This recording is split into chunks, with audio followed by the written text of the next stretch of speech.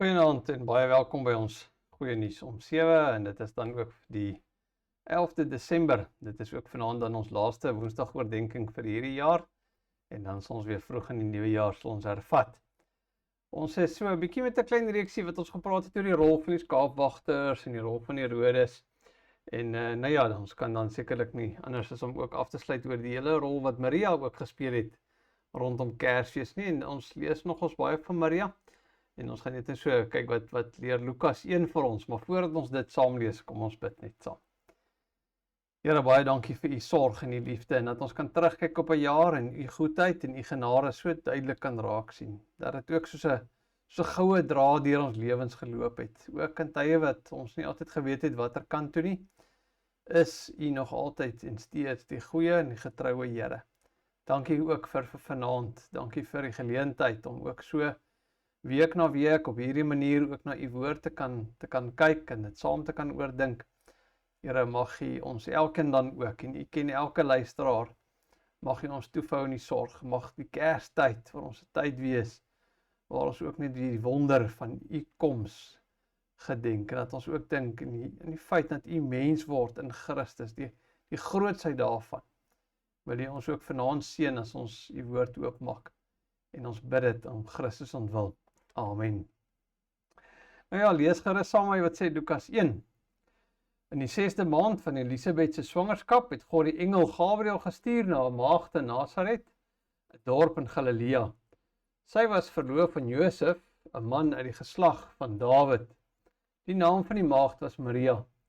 Toe die engel by haar kom, sê hy: "Ek groet jou begenadigde, die Here is by jou." Sy was verbuisterd oor die woorde en het gewonder wat die begroeting tog kon beteken. Die engel sê toe vir haar: "Moenie bang wees nie, Maria, want God bewys genade aan jou.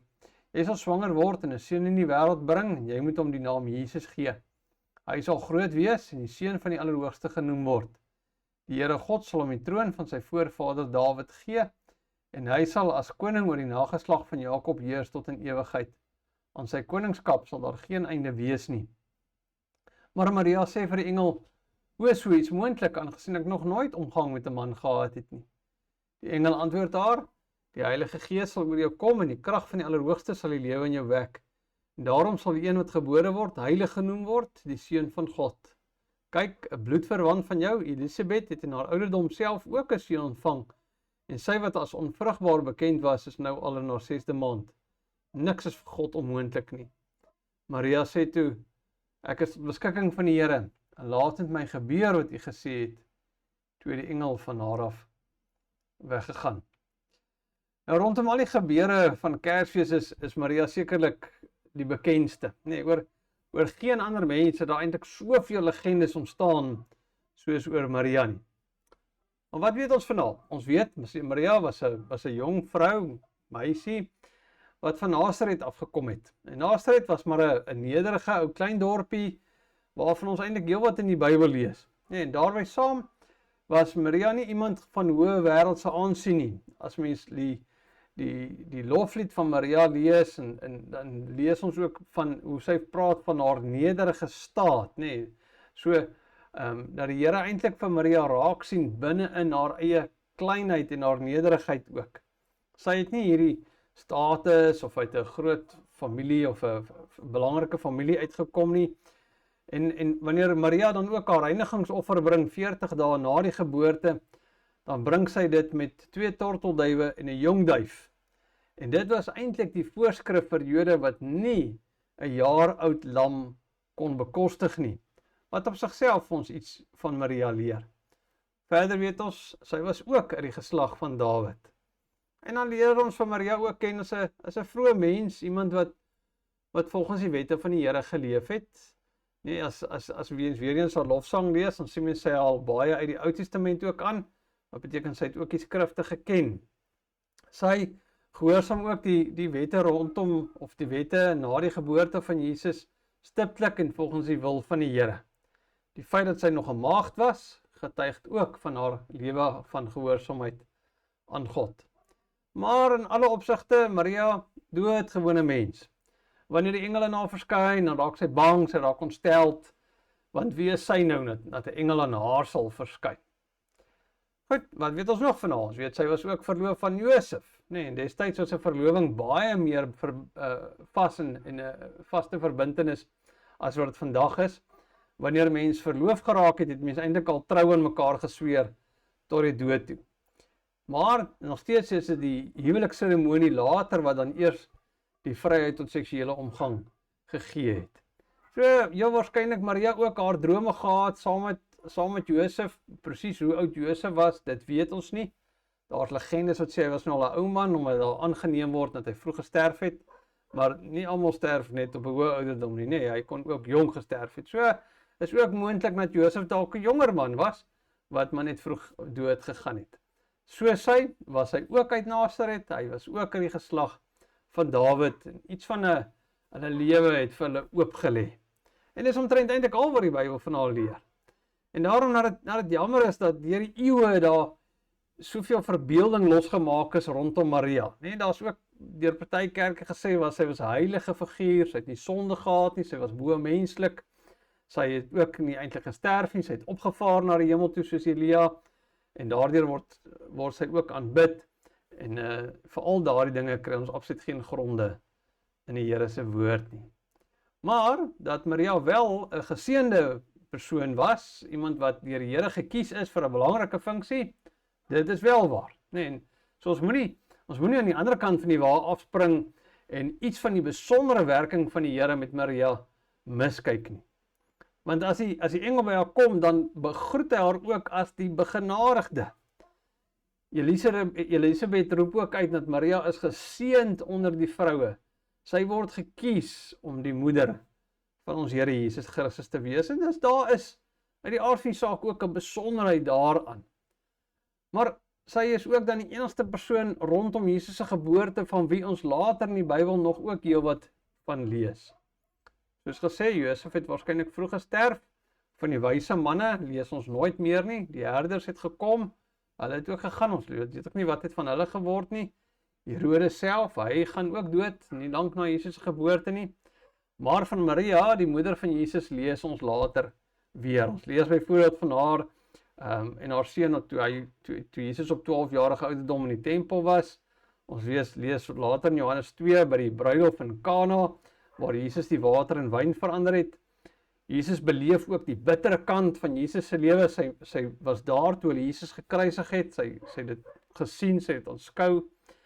En selfs na die hemelvaart vind ons haar saam met die disippels en een van die ander 120 gelowiges wat saam bid. So, anders as die ander figure in die Kersverhaal, is Maria eintlik iets van die konstante een wat voortgaan. Sy is inderdaad nie sommer net 'n randfiguur daar nie. Maar tog behou die perspektief, want in die eerste plek gaan dit dan nie oor Maria nie.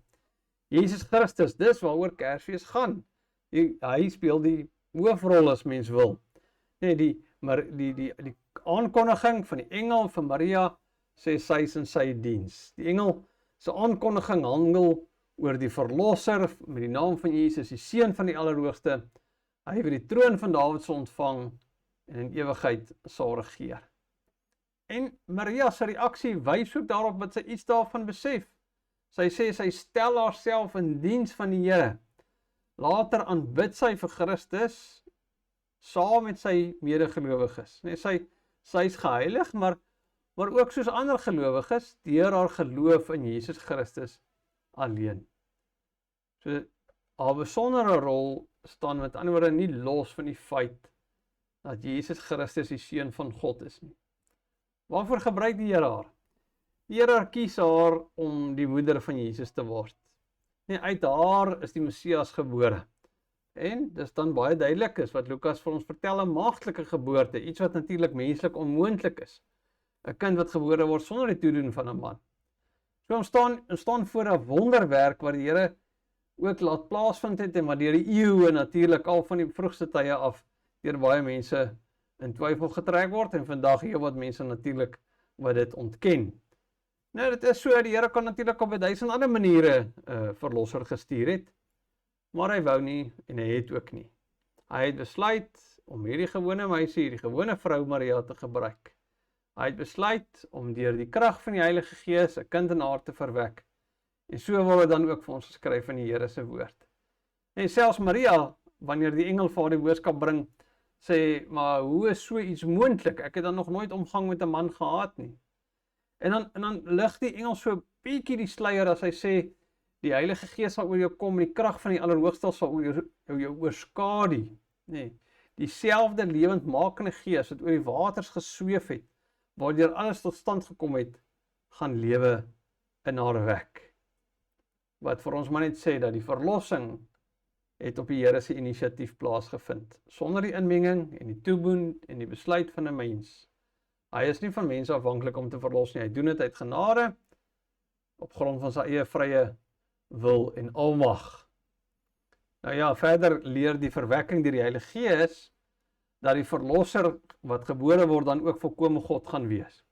Nee, sy goddelike natuur het hom nooit verlaat nie. As dit so was, hoe sou Jesus kon red? Nee, 'n mens kan dit tog nie doen nie. Geen mens kan die toorn van 'n almagtige God oor die sonde dra nie. Net God self. En daarom is dit nodig en belangrik om ook te besef dat Jesus was nie 50% mens en 50% God nie. Hy was 100% God, 100% in 'n mens. En dis 'n wonderwerk op sigself. En dis hoekom die engel van Maria sê, sy moet net onthou, dis nie vir God onmoontlik nie. Trouwens sê hy vir Elisabeth, wat eintlik nie kinders kon kry nie, sy verwag. So as die Here dit kan doen, dan kan die Here ook vir jou wat 'n maagd is, swanger maak. En dan natuurlik Maria, uit die nageslag van Dawid, en Josef, uit die nageslag van Dawid, sodat daar geen twyfel sou wees. Want selfs al het Josef nie direk iets daarmee te doen gehad nie, was hy tog maar die aardse pa van Jesus gewees. Maar albei uit die nageslag van Dawid. Want dis hoe dit verkondig is, dis hoe dit ook geprofeteer is, lang terug. So daar's tog hierdie belangrike ding, net, dat geen mens het enige toedoen gehad met die koms van Christus nie, ons kan ook nie. Want ons as mense het eintlik geen reg voor God nie, ons is nie vir hom reg nie. Jesus Christus was die enigste mens wat werklik sondeloos voor die Vader is. En dis hoekom hy reg voor die Here lewe. Hy kom lewe in ons plek reg, sodat ons voor God reggestel kan word, nee, en dis hoekom die maagdelike geboorte belangrik is, want dit maak dat Jesus was vrygestel, ook van die erfsonde. En by hierdie enkele groot rol wat Maria vervul, is daar ook nog iets opvallend, waarvoor die Here vir Maria gebruik. Sy word naamlik deur hom begenadig om aan ons iets te leer van wat 'n ware geloof is. Nee, Maria was verbuisterd oor die engel, nee, ek dink enigeen van ons sou ook gewees het. En veral nog as die engel vir jou groet met die woorde, ek groet jou begenadigde. Die Here is met jou, geseënd is jy onder die vroue. En daarby saam dan die profesie dat sy as 'n maagd gaan swanger word en hulle verlosser uit daar gebore gaan word. Nee, hoe reageer Maria daarop? Nee, uit die aard van die saak moes dit iets oorweldigings gewees het. Sagaria vra vir 'n teken en dan word hy met stomheid geslaan. So ja, Maria vra 'n bietjie, hoe is dit moontlik? Maar ek dink is maar meer 'n skierigheid as ongeloof. En daarom tree Gabriël ook anders teenoor haar op. Maria vra nie die vraag of dit werklik kan nie, maar hoe dit gaan gebeur. En wanneer die engel dan antwoord, dan vind ons die ware karakter van geloof as Maria sê, ek is tot beskikking van die Here. Nee, of hier is u diensmaagd, die ou vertaling. Laat dit my gebeur volgens u woord. Uit die aard van die saak, hoe kon Maria alles verstaan het? Maar sy stel haarself in diens van die Here, bereid om te doen wat ook al die Here wil doen. Sy glo as dit met die onvrugbare en bejaarde Elisabeth kon gebeur, dan kan dit met haar ook gebeur. By God is niks onmoontlik nie. Oor die gevolge daarvan, ja, miskien, wat gaan Josef se reaksie wees? Nee, die vervolging, die verwerping van die priesterhoofde en die fariseërs, hulle gaan natuurlik ontsteld wees oor die feit dat sy ongetroud swanger is, maar dit is nie nou die ding wat wel voorop staan nie. Sy is in diens van die Here. En dis geloof, dis 'n geloofsoorgawe, geliefdes, om jouself vrywillig en volkome in gehoorsaamheid aan die Here se wil oor te gee en te sê, al verstaan ek nie alles nie, en al is wat ook al moet gebeur, bietjie bokant my begrip, ek is in diens van die Here. Ook in haar moeilike tye in haar verhouding met die Here, ook selfs toe sy haar seun aan die kruis sien sterf. So Maria se rol in die geboorte van Jesus en haar voorbeeld van geloof bring vir my en jou ook eintlik vanaand so aan die einde van hierdie jaar voor 'n geloofskeuse. Nee, glo ons werklik dat Christus is die seun van God wat deur 'n maagd in die wêreld ingekom het, die ware verlosser, volkome God, gewerk deur die Heilige Gees, maar volkome mens, gebore uit 'n vrou. Glo ons al maak dit nie altyd vir ons sin nie.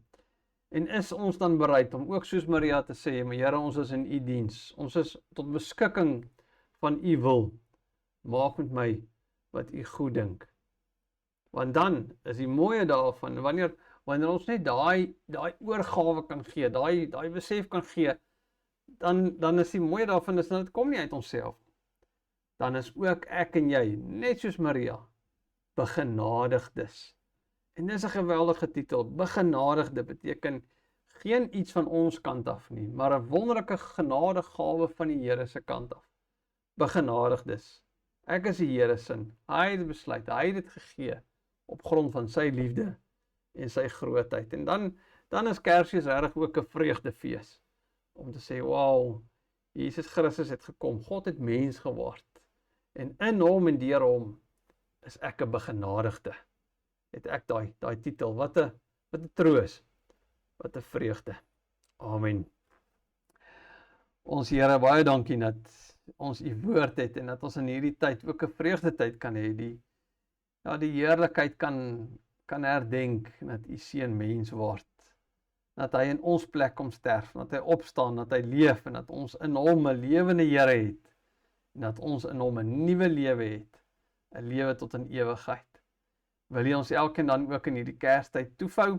Mag jy ons dra en beskerm? Mag jy ook die wonder van Christus se koms, dat dit vir ons die bron van ons vreugde mag wees, vir ons troos, ons hoop. Ons vra dit, Here, in Jesus naam. Amen. Baie dankie. Ek hoop julle het 'n heerlike dag en 'n week en 'n res van die jaar wat nog so 'n klein bietjie wat oor is. Baie mooi geseënde Kerstyd vir almal en 'n voorspoedige nuwe jaar. Ons sien mekaar dan weer op hierdie manier vroeg 2025.